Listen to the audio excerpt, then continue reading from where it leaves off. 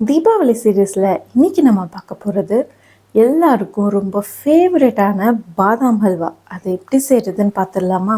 அதுக்கு first 2 cup பாதாமை over night ஊற வச்சுட்டு தோல் எல்லாம் எடுத்துட்டு 1/4 கப் பால் சேர்த்து மிக்சியில் நல்லா அரைச்சிக்கலாம்.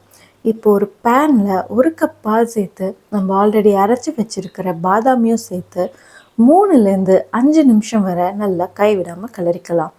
இப்போ கொஞ்சம் குங்குமப்பூவை சேர்த்து நல்லா மிக்ஸ் பண்ணிவிட்டு 2 டேபிள் ஸ்பூன் நெய்யும் சேர்த்து ஒரு 2 நிமிஷம் வரை நல்லா கிளறிக்கலாம். இப்போ 2 கப் சர்க்கரையை சேர்த்து ஒரு 10 நிமிஷத்துக்கு அப்பப்போ நெய்யும் விட்டு நல்லா கிளறிட்டே வந்தோன்னா ஒரு திக்கான கன்சிஸ்டன்சியில் வந்துடும். கடைசியாக 4 டேபிள் ஸ்பூன் நெய்யும் சேர்த்து நல்லா கிளறி விட்டோம்னா பர்ஃபெக்ட் கன்சிஸ்டன்சியோட நம்ம பாதாம் ஹல்வா சூப்பராக ரெடி ஆகிடும். இப்போ ஒரு நெய் தடவின வாழை இலையில் சூடான இந்த பாதாம் அல்வாவை வச்சு சாப்பிடும்போது சும்மா வேறு லெவலில் இருக்கும். ஸோ இதே மாதிரி உங்களையும் ஒரு சூப்பரான வீடியோவில் மீட் பண்ணுறேன். பாய்.